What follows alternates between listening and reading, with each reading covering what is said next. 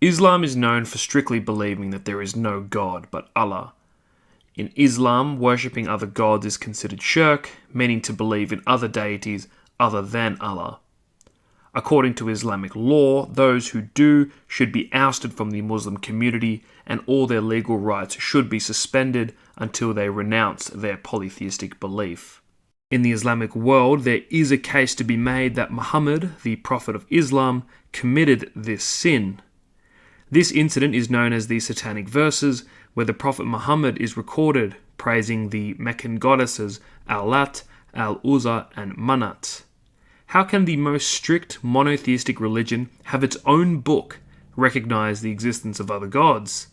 Doesn't this totally disregard the core beliefs of Islam?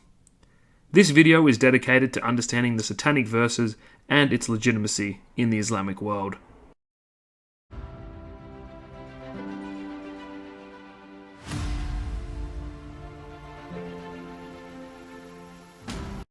The Satanic Verses is evidence of Muhammad receiving a revelation from Satan that he mistook for divine guidance. The context of the Satanic Verses was that Muhammad's followers were growing slowly and he came into conflict with the Quraysh tribe. This was a competing group to Muhammad and the Muslims, and to ease the conflict, Muhammad received the following revelation. The angel Gabriel asks him, "Have you thought of Al-Lat, Al-Uzza, and about the third deity, Al-Manat?" These three names refer to three Meccan goddesses, and recognizing their existence is totally contrary to Islamic belief.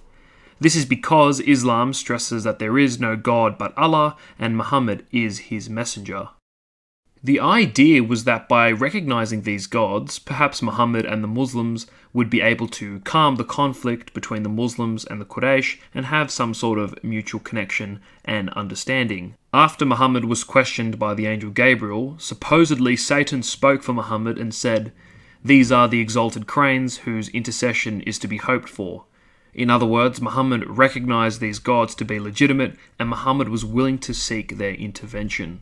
This is why the Quran 53:19-20 is considered to be the Satanic Verses, because Muhammad is recognizing and praising other deities other than Allah. Once again, Islam strictly prohibits any other form of worship, and Islam's own prophet was doing so.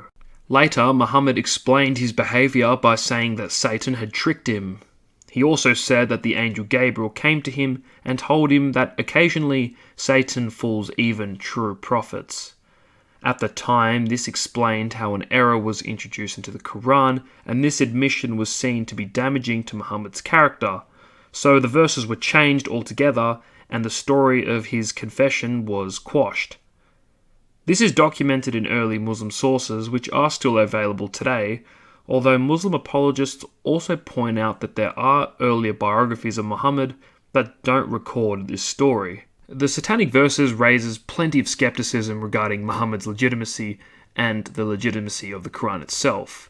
However, the story was widely accepted by religious authorities in the first 2 centuries of Islam, but was later rejected by scholars due to its conflict with the idea of Muhammad's infallibility. This is the idea that Muhammad is incapable of making mistakes, and the Satanic Verses shows that he can.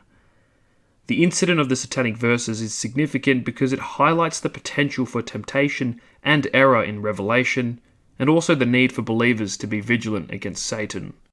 It also raises the question as to other verses cited in the Quran and whether they're examples of Muhammad being tempted by Satan. After all, how do we know that anything in the Quran or any other religious text is satanic? The Satanic Verses was widely accepted by the early Muslim community, and it also was seen as illustrating the concept of prophethood as an ongoing struggle. In other words, prophets are still able to be tempted, and that they should be careful of the tricks of Satan. Interestingly enough, the Satanic Verses, due to its controversial nature, was not included in any of the Hadith compilations. However, it was mentioned in early histories, such as those of Al-Tabari and Ibn Kathir.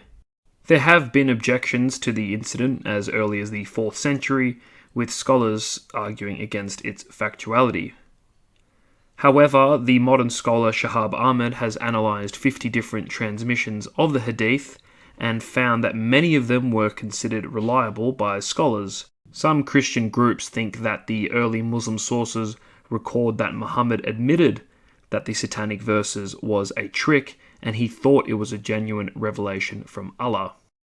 According to these Christian groups, if this is true, Muhammad's position as a true prophet would be in dispute because he had been deceived by Satan. The Satanic Verses caught the attention of British-American author Salman Rushdie, who used the Satanic Verses to create his own narrative.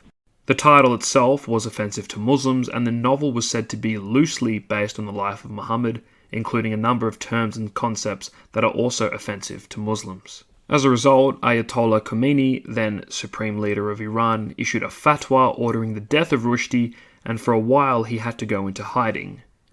Attempts were made on his life, and bookstores that sold the book were also targeted for violence. Even in August in 2022, Rushdie was attacked by a man who rushed onto the stage and stabbed him repeatedly, including in the neck and abdomen. What do you guys think of the Satanic Verses? Do you think Muhammad was tricked? Do you think that it was made up? Or did it even happen at all? Let me know in the comment section below. Thank you for watching this video. Consider subscribing and liking the video for more content like this.